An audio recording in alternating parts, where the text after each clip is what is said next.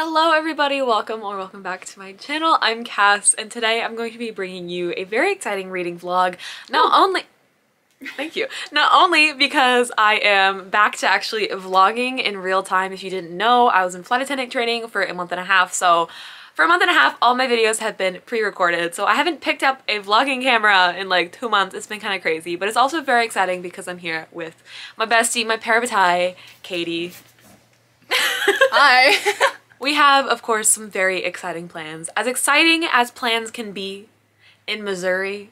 Hey. But we're gonna go book shopping. We're going to go to a coffee shop and we're going to the Kansas City Public Library. They have these massive books outside and I'm just so excited to see them in person. Those are our general plans for today, but as for my TBR, I'm really excited because January and February have been a little bit rough in terms of reading. I have read 13 books and only 2 of them have been new books. The rest have been rereads.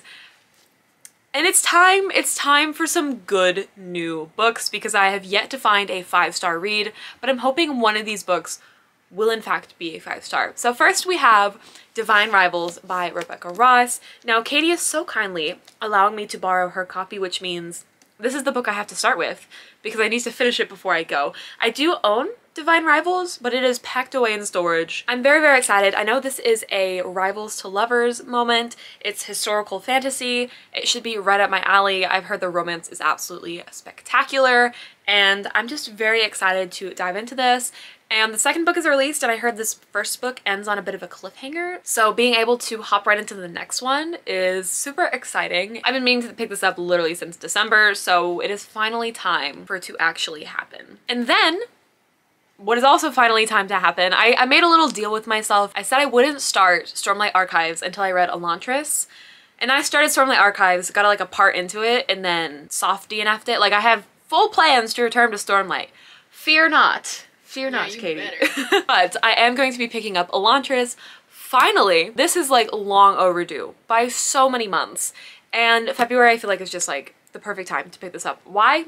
I'm not sure. It's just giving, I need to pick this up ASAP, and February is the month I'm currently in. Do I know what this book is about?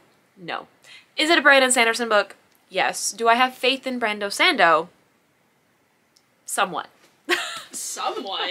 I'm kidding. Yes, absolutely. I know this is his debut. This is his debut, right? It's not like the first book he wrote, but it's right, but it's the first one was published. I know this is his debut novel, so the reviews aren't as great as his other books, so I have set my expectations a little lower, but I know there are some people that really do love this book, and I'm hoping I am one of those people. So obviously I'll let you know when I finally do start it, but that will be happening in this vlog. Very exciting. So that is my little TBR. We're starting small to get back into the groove of things, get back into the routine of vlogging and reading new books because that has not happened in a while. But I did want to share something that my parabatai got me. So it is actually, well actually it was yesterday, our friendiversary. So it's been 2 years of us knowing each other. Woo! And we did a little swap of gifts. So I actually designed, we're wearing matching sweatshirts. They're so stunning! Oh, stop it. And Katie gifted me this phenomenal copy of The Final Empire, the first book in the Mistborn series. This is the Chinese edition. So do I speak Chinese? No. Do I need to collect another series in a language that I do not speak? Yes. No. However, it is absolutely stunning and and it's too late and it's out of my hands. I am so bloody excited because if y'all don't know, like I love Brandon Sanderson so much, and I actually have not been able to display any of my Brandon Sanderson books on my bookshelves because they've been in storage or I've been living at home. So in like a couple weeks, quite literally a couple weeks, I'm finally moving, I'm finally gonna get settled in, and this book will be forward facing on full display on my Brando Sando shelf, and I am very excited. So thank you so much to Katie.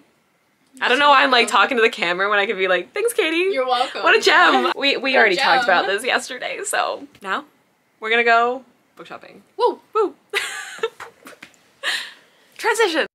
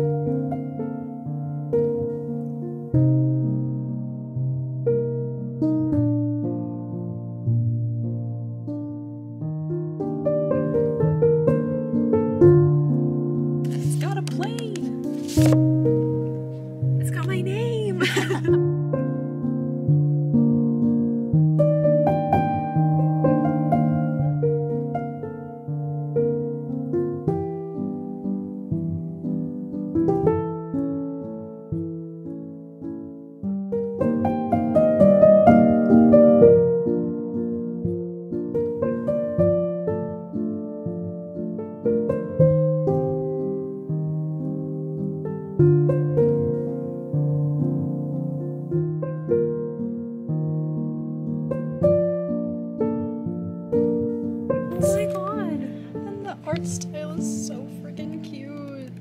What's up, guys? Hello, everyone. Oh, my battery's dying. We're at the library. I am really happy because there's these massive books behind us, and it's just really pretty. We are going to sit here, read for a little bit, walk around the library for a little bit, you know, exciting things. You already know what it is.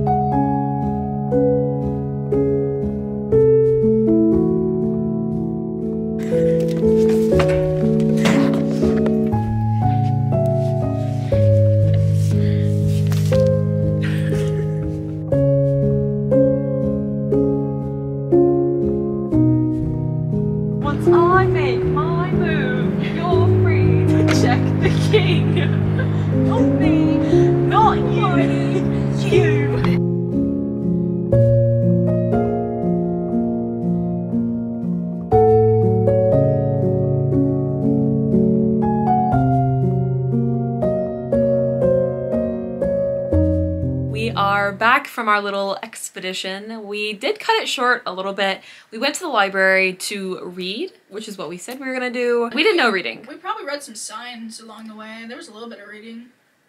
I mean, sure, we'll totally go with that. I did pick up 2 books from half price, and I of course want to share those with you. The first one being Masterpieces of Fantasy and Enchantment. It is compiled by David G. Hartwell. However, this is an anthology, and it has short stories from like a myriad of authors: Charles Dickens, Nathaniel Hawthorne, Mark Twain, Horace Walpole. Lots of big names and fantasy. It was only $4 as well, so I was like, that's a steal. And the back of this book is actually stunning. I love it. The front, it's grown on me. It's grown on me. So that was the first book that I picked up. I'm not sure when I'll pick this up. It seems like a very like slow, take my time, not try to read every single story in one go type of vibe. It's old fantasy, so I know it's gonna take some brain power to digest, but I think it'll be a good time eventually when I'm in the mood for it. Then I picked up this chunky 600-page book called The First Binding by R.R. Verde. Now this, I believe, I don't know if it's a debut novel by this author, but it is the first book in a high fantasy series. It was released back in 2022. I have a really bad habit of when I go to bookstores, I always check Goodreads ratings to kind of feel the vibe for books, but then that can warp my judgment and expectations. That is something I'm trying not to do. I just want to read books that I haven't been influenced to pick up. So I decided to pick this one up because it sounded interesting based on the concept of it alone. It's got a short little blip, I'll read it to you. It was kind of giving Patrick Rothfuss a little bit, and I'll explain why. Did you just make a face? No. Oh, okay. All legends are born of truths and just as much lies. These are mine, judge me for what you will, but you will hear my story first. I buried the village of Umpur under a mountain of ice and snow, then I killed their gods. I've stolen old magic and been cursed for it. I started a war with those who have walked before mankind and lost the princess I loved and wanted to save. I've called lightning and bound fire. I am legend, I am a monster. My name is Ari, and this is the story of how I let loose the first evil. I mean, that's a pretty good, like, blip to entice you into the story, so I'm hoping it'll be a fun time. Not sure when I'm gonna pick this up because I have so many other high fantasy novels and series that I said I wanted to get to this year, so did I mean to add another one to the docket? No. But did I? Yes. Do I regret it? Not really. Also, this cover, I do have to show it off. It is absolutely stunning and spectacular as well. So that was my little book haul from half price. Now is the moment I will do some reading. Katie is leaving for class very soon, so I'm just gonna relax, hang out, and actually pick up Divine Rivals.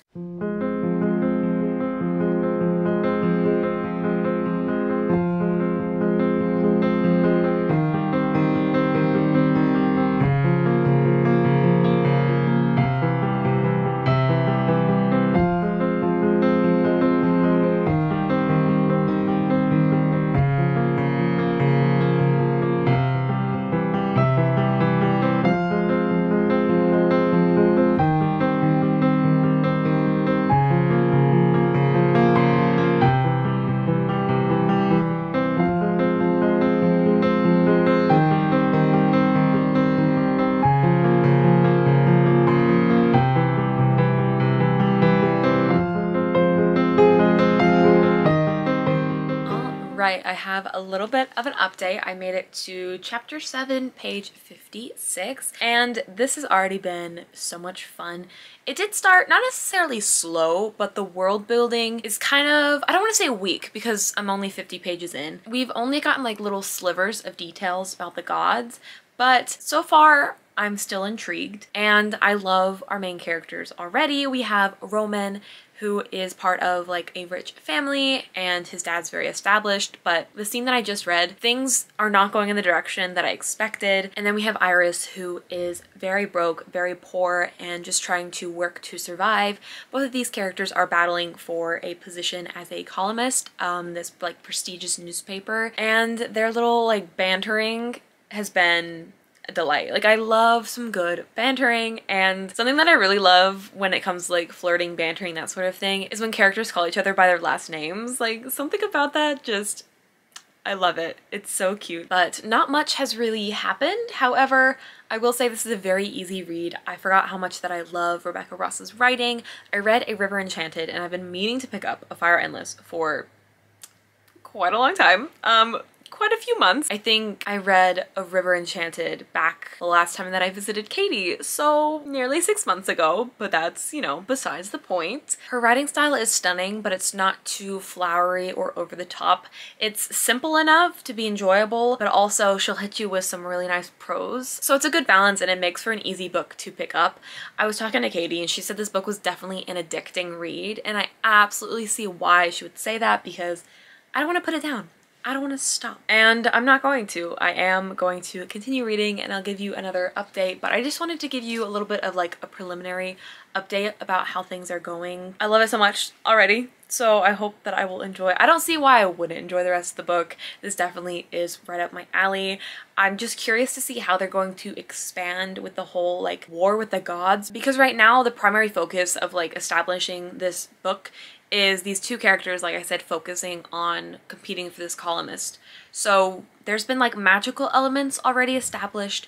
We have like a magical wardrobe that Iris has been writing letters to, and someone that is not her brother has been receiving them. That's a very interesting thread of the whole like world building, along with obviously we've gotten not necessarily like info dumps about the gods, but they've been like sprinkled in here and there within dialogue, a little bit of Iris like researching things for like a certain like article she wants to write. And so that's a fun way, I would say, to kind of introduce like the magic system or the world building elements, but we're also just getting to know the characters as well. And so far I'm already able to empathize with both Iris and Roman and their situations and what they're going through. They are very different in many ways, and yet both have very little power over their own lives and their own decisions due to extenuating circumstances. So I think those sorts of backgrounds make for a very interesting like dichotomy between these two characters. So I'm excited to see where their story leads and what's gonna happen, because Rebecca Ross is good about keeping me on my toes. I remember when I read A River Enchanted, it went in so many directions I was not expecting, so hopefully Divine Rivals will do the same. But like I said, I am going to go back to reading, and I will probably give either an update later tonight or tomorrow morning. I will say that tonight, Katie and I do have one more activity, one more docket on the itinerary, and that is watching New Moon.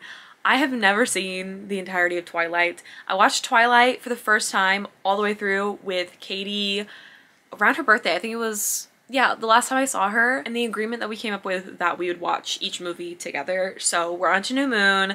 I really hope it's my favorite because it's her least favorite, and I just love giving her a hard time about this. So Katie, I know you're watching, so love ya. We have one more day together, so obviously I'm hoping to finish Divine Rivals because, like I said, my book is packed away in storage, and it would be nice to be able to finish this while I'm here. That's my little update for now, and I will talk to y'all either in a little bit or tomorrow. I'm honestly not sure. Hello, it is the next day, obviously, and I have some updates for y'all. I do have some reading updates, but you know, before we even get to that, let's talk about New Moon and my thoughts on this movie. Turn back around. Katie and I watched New Moon last night, and I know I made a joke being like, I'm gonna say New Moon is my favorite and it's gonna be great. That movie killed me in every form except for shirtless Taylor Lautner. But that movie was so boring. I did enjoy the lack of Edward though. I've decided I am team nobody now, okay? I am team Edward and Bella deserve to be together because they're both insufferable, and Taylor Lautner should just stick with living his best little wolf life. You know, that's my thoughts, you know? So I'm no longer Team Jacob because I think Bella is the most insufferable main character that I've ever had the unpleasure of watching for 2 straight hours. But it was a fun time. There was a lot of like laughing moments, but overall I would rate the movie 4 out of 10. We had this conversation earlier. Katie said she would have given it a 3 out of 10. I agree with that, but you know, shirtless Taylor Lautner really helped. Anyway, moving on to my update about Divine Rivals. I finally made it to, I don't know why I'm saying finally as if I've like spent like a bunch of time reading this, but I did make it to part 2. And I am going through it with this book. I love it so much already. I am unsurprised. Honestly, nobody should be surprised because I knew this was a book I was going to love. I just put off reading it for so long for no good reason, quite frankly, because this needed to be in my life way sooner than it is. The writing in this is impeccable, and I will probably talk about that every single update, but it's phenomenal. The letters that these characters write back and forth to each other are so pretty. They make me want to cry. I love it. However, our characters are going through it. I know I said that in the beginning, that they're going through it, but now there's a new level and they're both going through it. The way that they're going to explore grief is going to be really interesting because there's some heavy topics going on in this book, and I'm unsure about how these characters will stay connected with how the plot is progressing forward. Obviously they must, and I obviously love them, and I am so ready to continue reading this. Katie and I are actually about to go on a little picnic to a mansion that's just in the middle of a suburb. It's fantastic. I love it, and we're just gonna hang outside for a little bit, do a little bit of a reading. I do believe she's reading Dream Thieves by Maggie Stiefvater, and then I will obviously continue picking up Divine Rivals. That's the plan.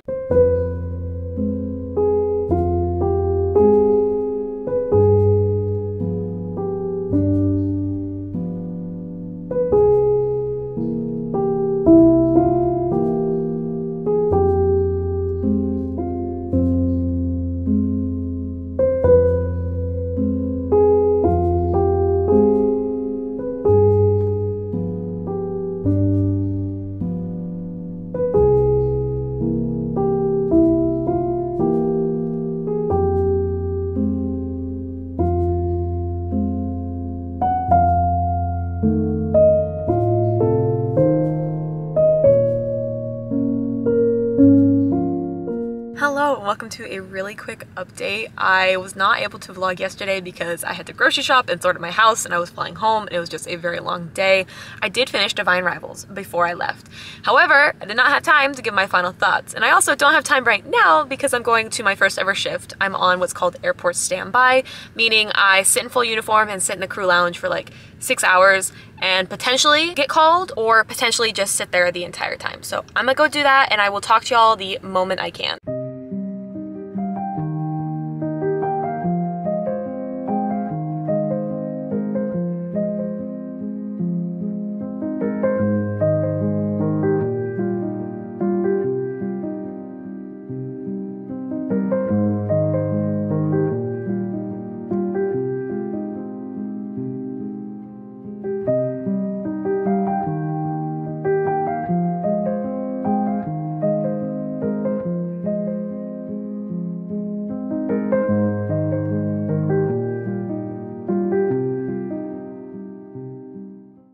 It is much later. My 6-hour shift has now come to its end. I just wanted to actually like talk about reserve real quick because I don't know what I said before rushing to my shift, but I was so paranoid about being late, even though I ended up being a half hour early. But being on time is something that is like super crucial for airline employees, so there's absolutely no reprieve when it comes to being late.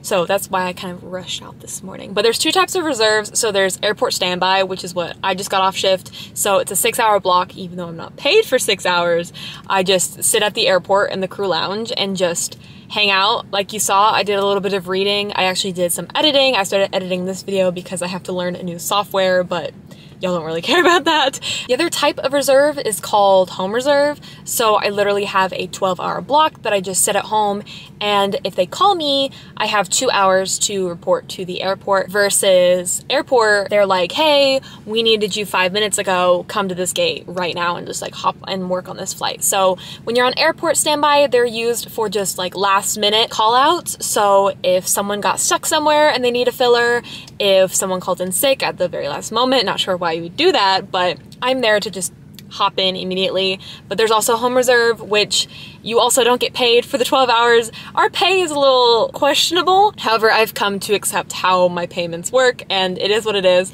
Besides, when you're at home, you're not really like working actively, so it makes sense that you're not getting paid for the 12 hours. The only thing that's questionable about the 12 hours is it can be like anywhere. It can start at 4 a.m., it can start at 2 a.m., and it's a 12-hour block. And if you miss the call, it's not a good thing. So I'm a little stressed about being on home standby just because I'm so paranoid that I'm gonna miss the call. However, I am on airport standby again tomorrow, but that won't be until 4 p.m. So I have all morning tomorrow to read, to edit. I'll probably continue editing because there's no plugs nearby comfy chairs that I saw in the crew lounge, so I was limited on the amount of editing I could do before my laptop had died, so I'll probably read more. Speaking of reading, which is what is really relevant to this reading vlog, I did pick up and I got about, let's see, 66 pages into Elantris, so I am partway through chapter 4. I love Brandon Sanderson. Like I had mentioned in the beginning of the vlog, I definitely set my expectations way lower since this is his debut novel. It has a bit of a mixed reception with the reviews. However, I'm taking it slow. I'm just really enjoying being back in a Sanderson book so far. Apologies for the angle change. I was like, there's a very slim chance that in this parking lot full of hundreds of cars, anyone next to me is going to come to their car. And then someone came to their car, so I was cut off abruptly. Anyways, I finally have a semblance of an understanding, a grasp, if you will, about what this book is about, because reading the back gave me a bit of a headache, but now I understand it. So far, we've been introduced to 3 different characters. Pardon me absolutely butchering these names because they're absolutely fantasy character names. So we have Rodin, who this book starts off following. We have Hrothin. We'll say Hrothin, sure. And then we have Sareen. We'll go with Sareen. Anyways, so we're following Rodin originally. Now, there is this city called Elantris, wouldn't you know it? And this used to be a city full of immortals. This thing called the Shroud would come through and grant random people immortality, so they would move to the city of Elantris and they would live and thrive in peace. And then 10 years prior to this book starting, suddenly the Shroud that was granting immortality was instead turned into a curse, and it would shrivel people and make their immortality absolutely miserable. So that's how the book starts out, is Rodin basically being turned by the Shroud and being shipped off to Elantris against his will. And then we have Sareen, who was supposed to be Rodin's wife, but he's dead, even though he's alive and living in Elantris. He's dead. So we are following Sareen, and it's really hush-hush about what happened to the prince, so there's a lot of intrigue with where that's gonna go, and she's an interesting character so far. I don't know much about her, but hopefully she's an absolute badass, figures out what's going on. Something big must happen with Elantris because obviously it's a big focal point, and she is from a neighboring country who got married to Rodin for a political alliance and got stuck in this political alliance due to a marriage clause of being like, if your fiance dies before you're married, sucks to suck, you're still now tied to the kingdom. And then we have Hrothin, who is a holy character. He's a religious zealot, I would say, and he's coming to save these countries, even though his idea of saving the countries are probably not the best. I've only read about 1 chapter with his point of view. He seems like a very brutal and heartless character, very much so if you don't believe in my religion, then you are worth nothing and your life is worth nothing. So that's so far where we're at. Lots of introductions and slow starts, which is typical for Brandon Sanderson books, but something that I absolutely love about them is there's no info dumping, because how Brandon Sanderson writes books is he just expects you to eventually get it, and I love that because I don't want to just be told page after page worth of information. I want to be gradually given and fed this information to the point where I feel comfortable with these new terms and with the countries and where the world and the magic system works. Something on my mind is Crescent City. I recently read the 3rd book, and that was just another big info blurge, and it just is not a pleasant read. I hate info dumps because it just feels like reading a textbook, like reading this old history book that I don't care about, even though it's set in a fantastical setting. The way that this world has been introduced is so lovely, and Brandon Sanderson just manages to do his world building in such an eloquent way that doesn't feel like you're reading a textbook and just absorbs you straight into this world. That's where we're at with Elantris. Now, I realized that I never gave my final thoughts about Divine Rivals, so let's rectify that right now, shall we? I ended up giving Divine Rivals a 4.5. I'm like way too chipper for like 5 p.m. after working, even though I just sat around doing nothing. I'm just so happy to be back vlogging, so if I seem extra chipper, that is why. Nothing like awkward car vlogging to really just get the spirit going. So, Divine Rivals, 4.5. I've loved it. Okay, the romance was spectacular. Rebecca Ross knows how to do good romances. The Rivals to Lovers was less intense than I imagined. Don't want to spoil anything, but the way that some books are marketed as Rivals to Lovers, I feel like is a little bit misleading, even though if I had to broadly categorize this book, yes, it would be Rivals to Lovers, because they do start out rivals and they do end up lovers. So I thought that the way that Rebecca Ross handled war was brilliant. I think there was definitely signs of characters having some PTSD when times that they were involved in the battles, and times when you're just so stressed because you're so near it. I think she handled that pretty well. Here's what I'm torn about, is the ending felt very rushed, but it makes sense because with war, like anything can happen at any moment and your entire life can like flip on its head like that. So yes, it was rushed at the ending, but it made sense. But I also feel like this book would have benefited to being 50 more pages, which I feel like I never say about books. Typically, I'm like, get yourself an editor and chop some of this book up. But with Divine Rivals, I feel like so much just happened in the end. And if it was extended 50 more pages, maybe it would have been less predictable. That's one of the reasons why I knocked it that half star, because I feel like the ending was, yes, unpredictable, like the last chapter, but the events prior to that last chapter were very obvious and there was no build up to that. I feel like there should have been more foreshadowing instead of just like, bam, here's the reveal, but then the reveal wasn't even really good because everyone probably guessed the reveal and what happened. Definitely leaves me in a mood where I want to pick up the next book, so that will definitely be happening. I will be continuing the series. I don't know if I'm gonna wait a little bit longer, wait for maybe the 3rd book to come out, or read it soon, but I'm definitely happy that I finally picked up Divine Rivals. And if anything, it maybe finally convinced me to finish reading her River Enchanted series, The Elements of Cadence. I've been meaning to pick up a Fire Endless for so long, and maybe this is the push that I needed, because Rebecca Ross is just truly a very, very talented author, and I love her writing. It's so beautiful, and I know I talked about that already in the other updates, so I won't bore you again with repeating my thoughts, but that is my little update so far. I'm really excited to continue plowing through Elantris. I'll probably get more reading in tomorrow, depending on if I get, you know, actually called to work a trip or not. I will just talk to y'all then. Hello and welcome to quite possibly the worst lighting situation of my entire life. My bedroom has no overhead lighting, so I am left with a single lamp plugged into the wall on the floor, creating this monstrosity of what is happening right now. I just got off my 2nd airport standby shift. This time I started at 4 p.m. until 10 p.m., which I've already decided I like leaving work when it's light outside. My life lately has had me up so early in the mornings, and I've gotten used to being productive and working in the mornings, so going back and working like late night shifts, killing me a little bit, I'm not going to lie. Clearly, I did not get called. I'm back in my very sketchy looking bedroom with my air mattress. Well, not my air mattress, but an air mattress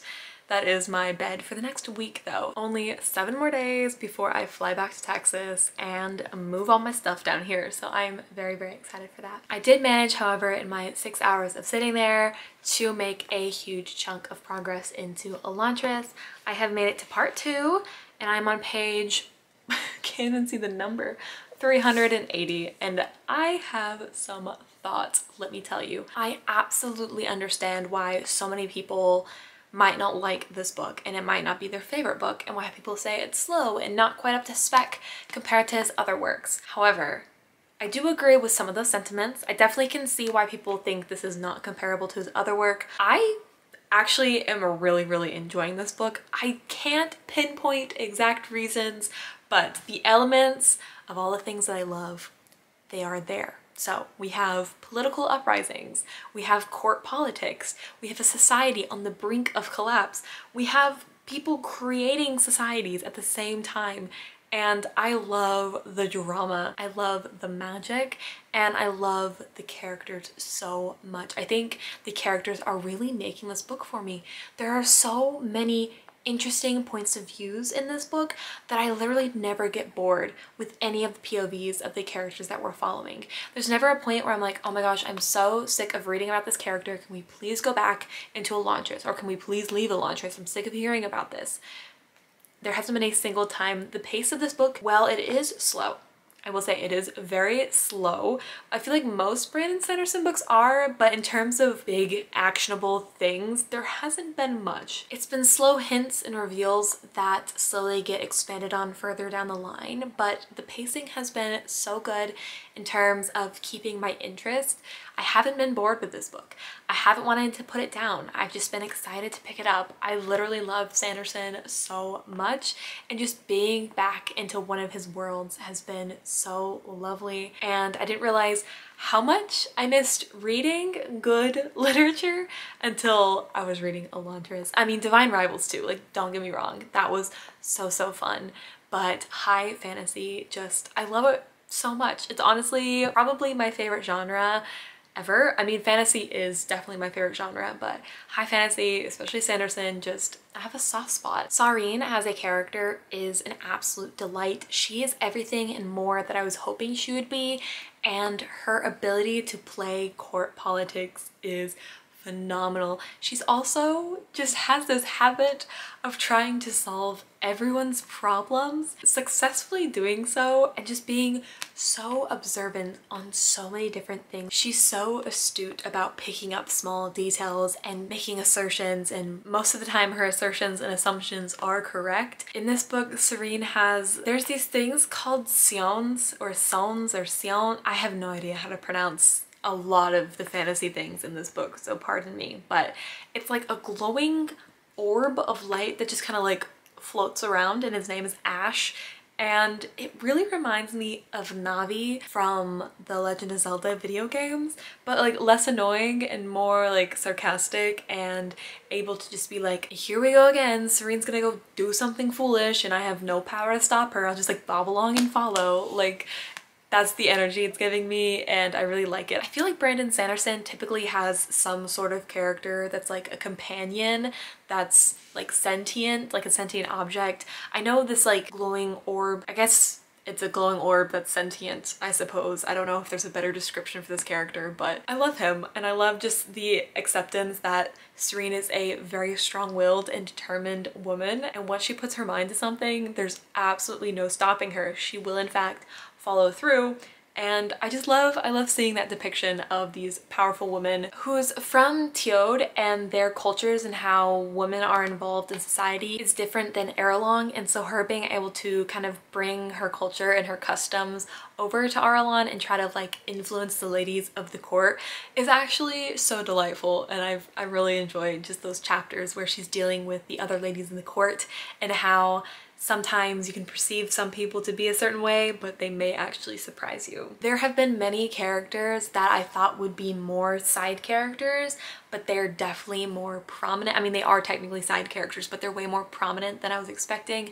Galadon being one of them. He is one of the first people that Rodin encounters in Elantris, and they have like this little like friendship going on. It starts a little tentative, but seeing their friendship grow and the trust and camaraderie is really refreshing. And there's also characters that I didn't think would come into play as hard as they are, one being Dilaf. He was kind of like a servant to Hrothin, and I was like, okay, he's just like a crazed zealot, but then things are happening with Dilaf that are kind of intense, and I'm really excited to see where things are going. Something big just happened with Hrothin, and this just turns everything on its head. I feel like I'm always so close to being done with this book, like, oh, now the climax is about to happen, but then something else shifts into place and then that flips the entire potential script on its head. So I'm so excited to see what Sanderson does with the events that he has laid out. Rodin is the last character that I want to touch on because he is one of the main 3 characters. Oh my gosh, his character has been so interesting because, like I said in the beginning, he was supposed to marry Serene, but Serene never got to meet him because he died and he was sent to Elantris. Now, a lot of what we learn about Rodin in the beginning is through other people talking about him to Serene. So I was a little wary. I was like, is this really how this character is? Like, are these all just kind of false like hearsay about this character? But then we get more and more of seeing him in Elantris and seeing how he truly acts and how his heart is actually pure, and I love him so much. I was so scared that he was going to be like some corrupt politician, but from everything we've learned about him, basically from the start, my fears were not well founded. So I'm so happy. He is just also so determined and so strong. Things are happening and I'm a little worried, but I hope everything works out. And like I mentioned, him and Galadin just have the cutest little, not cute, I don't want to say cute, but just the cutest little friendship going on, and I love it because Galadin is such a pessimist. He's so negative, and Rodin is just overwhelmingly an optimist, and I just feel like they're such perfect opposites to be very close but also very entertaining for us readers as well. Absolutely adoring Elantris. Unsurprisingly, I don't know if this is quite a 5-star either, which kind of breaks my heart to be honest, because I really want my first 5-star read of 2024. It has not happened yet because I have not been reading very good books apparently. I mean, Divine Rivals was like near perfection and I really hoped that I would 5-star Elantris. It's sitting around a 4.5. But like, the more I think about it though, like I don't have any qualms with this book. So I don't know why it wouldn't be a 5-star. It just, the vibes aren't quite there. My star ratings, purely on vibes, purely on feelings, and my feelings, they're not quite there. Probably because comparing it to the other Sanderson work, I definitely like Mistborn more, Warbreaker more, but this is a solid story and I'm enjoying it so much. So I don't know, I'll leave those thoughts for future casts when she finishes reading the last, what do we got? Oh, we still got another 200 pages to go. I don't know why I'm sighing like that because I'm excited to continue this book, but I will say I'm reading this at such a slow pace. The brain is on full overdrive while reading this because there are a lot of bits of information being dropped, which I love. I love slowly being able to understand the lore and the magic and progress the plot. But my goodness, like I sat and read for a very long time, and the fact that I'm only on page 400 is kind of weird because I typically read like 100 pages an hour. This has slowed my pace, but I love it. And I think that's my goal this year, is to not try to read as fast and to really just enjoy the books that I'm in and live in the moment. However, I really want to finish this book because I have to read A Torch Against the Night for Weapons and Words, the book club that I ran with Katie, and that live stream is in like 2 days. So I really want to finish this before I pick up A Torch Against the Night, but that needs to happen like ASAP. I'm not gonna read it in the vlog because that is something that I am gonna just like binge and read as fast as possible. It's a reread, but I read this like years ago, so I just need kind of a refresher about the events that transpired because I barely remember them. But that is my thoughts on Elantris. I'm really hoping that I can vlog and finish this book tomorrow because tomorrow is Sunday and I want to get this posted on Monday, so I'm running out of time. But one of the housemates are actually moving out tomorrow, so I don't know how long that will take or how noisy it will be, and I don't know how my vlogging will go tomorrow, but I will definitely be vlogging in the daylight. Even if I have to go to my car and do a car vlog, I will be vlogging in the daylight because I cannot stand whatever this atrocious lighting is. So thank you for suffering through this very long update with me with this horrendous lighting. But tomorrow I do work, but I'm on home reserve, so my 12-hour block starts at 10:15 and ends at 10:15 p.m. So hopefully I get called. I want to actually work a flight. Like, I'm a little annoyed that I have, not annoyed per se, I've only like been on standby for 2 days, but I just want to be called for a flight early in the morning because I don't want to be in the way of this girl's moving. And it'd be nice to sleep on a bed that's not an air mattress as well.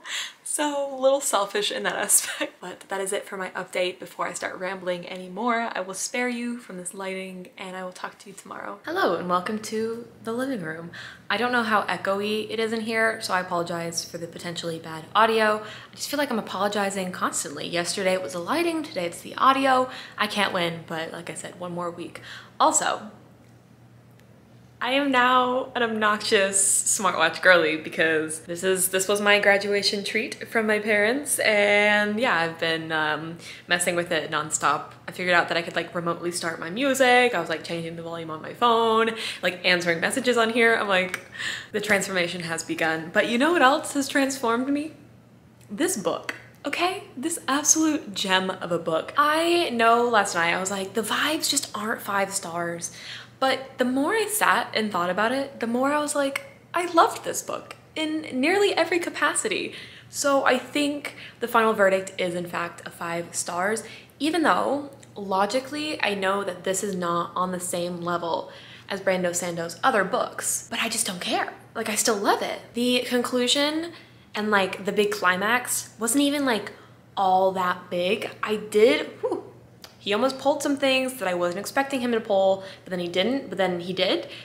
It was quite a lot at the end, but I loved the short sections jumping from character to character to character to character during the climax. I always think that's really creative because it makes the climax feel so much more intense when you're like left on a cliffhanger, paragraph, cliffhanger, and you're switching between all these characters rapidly. It adds to like the sporadic nature that was this insane climax. I think there were some elements in this book that could have been explored more in earlier chapters before being delved into, but maybe I just missed some of the foreshadowing, which is completely possible. This was, you know, a chunker. It was like 600 pages, so there was a lot of information to be explored. But regardless, I really enjoyed my time in Elantris. Since this is the 10th anniversary edition, Brandon Sanderson actually has a postscript in this book.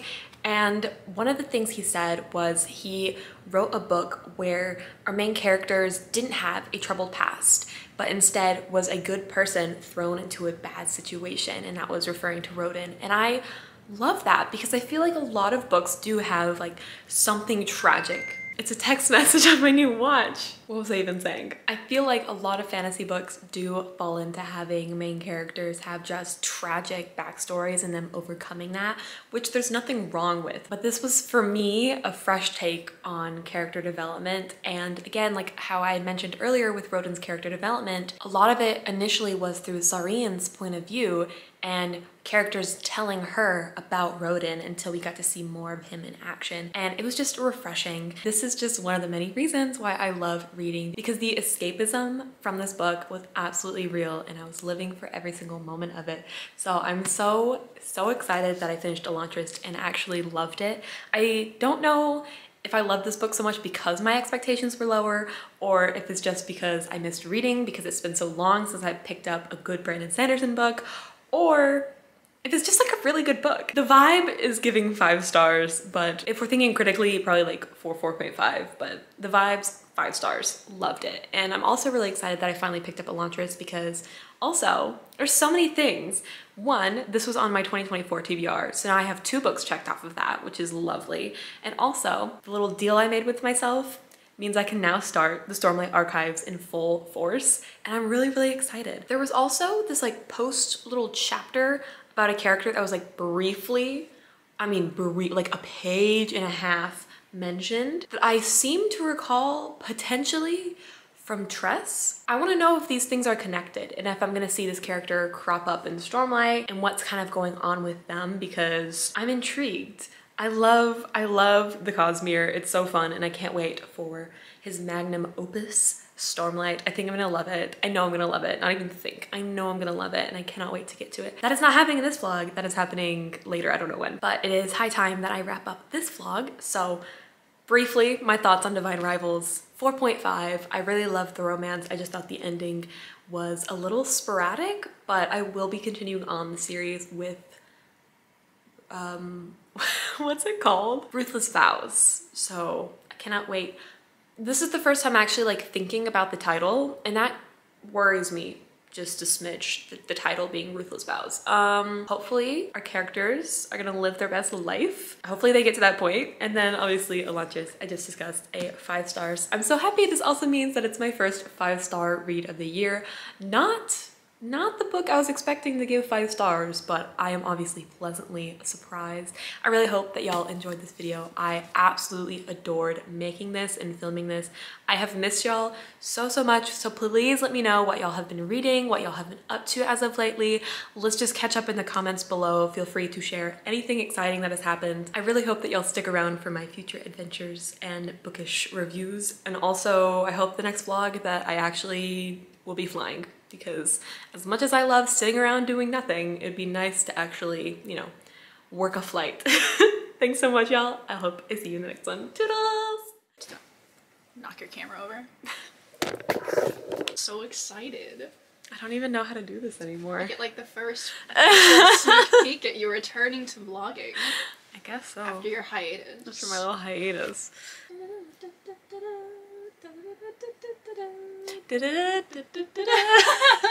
I can't wait to edit this. I'm gonna shoot myself in the foot. Okay. But are you gonna eat your foot? No, you already did that. I wish you had these moves. You know what this is giving? That clip of me dancing in the gas station. Or CVS or something. Hi. Hi! Hang on, there's someone walking past. It's just... I can only take so much. Yeah, like, what's up, guys? I just got done in my doctor's appointment. Have you no shame?